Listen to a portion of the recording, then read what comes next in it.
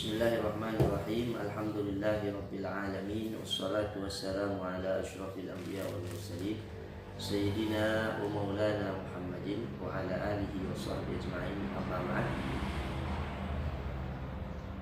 Alhamdulillah, kita berjumpa kembali dalam pembacaan kitab Adab fi Sya'ban sebagaimana yang telah kita baca di hari-hari kemarin, bahwasanya di bulan Sya'ban ada peristiwa pemindahan kiblat yang awalnya dari Baitul Maqdis Allah pindahkan ke Masjidil Haram atau ke Ka'bah.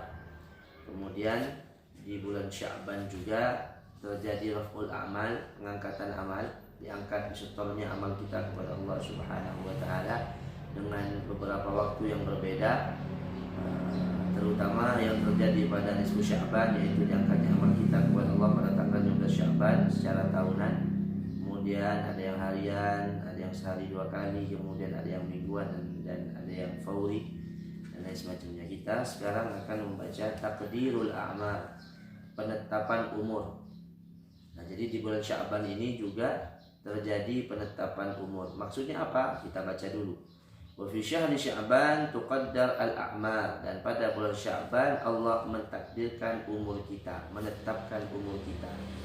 Wal maksud izhar hadha takdir wa ibrazihi, maksudnya adalah menentukan takdir ini atau menampakkan takdir ini dari Allah Subhanahu wa taala. Wa illa fa inna af'al al-haqqi subhanahu wa ta'ala la tuqayyad bi zaman wala makan. Akan tetapi yang perlu kita ketahui bahwasanya jangan sampai kita berpendapat, berfikir bahwasanya Allah Subhanahu wa taala ketika mencatat takdir kita seperti kita yang mencatat, seperti manusia ketika mencatat, seperti seorang murid ketika mencatat pelajaran, seperti kita ketika mencatat belanjaan. Tidak.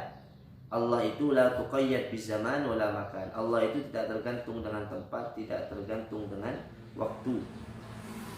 Laisa kamitslihi syai'un wa huwas samiul basir. Tidak ada yang seperti Allah Subhanahu wa taala. Allah Subhanahu wa taala tidak sama dengan makhluknya. Intinya, ketika kita mendengarkan Allah Subhanahu wa taala itu menulis, jangan beranggapan Allah itu menulis seperti kita menulis. Tidak boleh berpikir seperti itu. Allah itu tidak boleh sama dengan makhluknya. Cukup kita beriman, oh Allah menentukan takdir. Cukup kita beriman, oh Allah Subhanahu wa taala itu ada. Cukup kita beriman bahwasanya Allah Subhanahu wa taala itu berkehendak. Jangan beranggapan Allah itu berkehendak seperti ini, seperti manusia intinya. Jangan. Tidak boleh hal seperti itu. Wa qad jaa fil hadits an Sayyidah Aisyah radhiyallahu anha anna an-nabiy sallallahu alaihi wasallam kana yasumu Sya'ban kullah. Qalat qultu ya Rasulullah ahabbu asy-syuhur ilaika an tasuma Sya'ban. Qala inna allaha yaktubu fihi ala kulli nafsin mayyitati tilka as-sanah. Inna allaha yaktubu fihi ala kulli nafsi mayyitatin tilka as-sanah. Fa uhibbu an ya'tiyani ajali wa ana sha'im. Kata Sayyidah Aisyah radhiyallahu anha, istri Rasulullah sallallahu alaihi wasallam, putri dari Sayyidina Abu Bakar As-Siddiq yang dijuluki dengan Humairah, satu-satunya istri Nabi yang Nabi nikahi masih dalam keadaan perawan. Itu Sayyidah Aisyah. Sayyidah Aisyah dinikahi Rasulullah ketika masih berumur 7 tahun.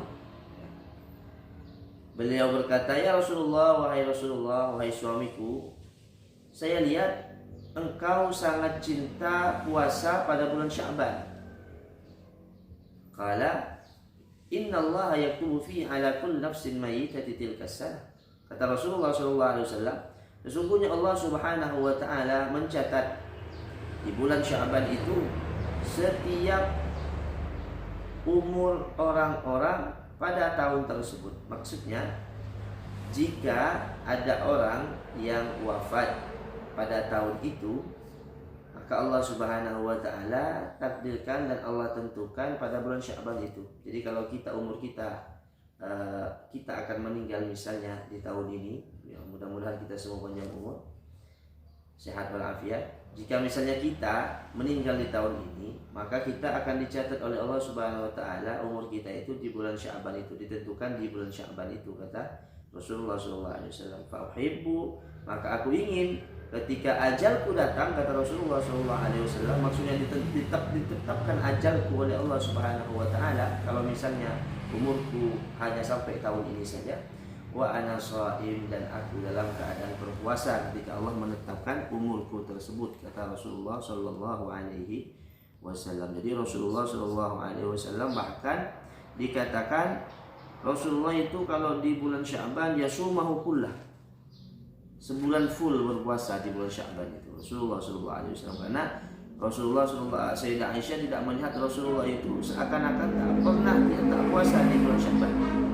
Di ahabus syuhur, kata Sayyidah Aisyah, ya Rasulullah, aku lihat engkau ini puasa di bulan Sya'ban, sangat cinta puasa di bulan Sya'ban, berbeda dengan bulan-bulan yang lainnya. Itulah alasan Rasulullah SAW. Kata Rasulullah di jawabannya ketika ditanya oleh Sayyidah Aisyah, karena Allah menetapkan umur kita di bulan Sya'ban, sehingga aku ingin ketika umurku ditetapkan oleh Allah Subhanahu Wa Taala, misalnya aku meninggal di hari itu, maka ketika dicatat ajalku, aku dalam keadaan berpuasa, kata Rasulullah SAW.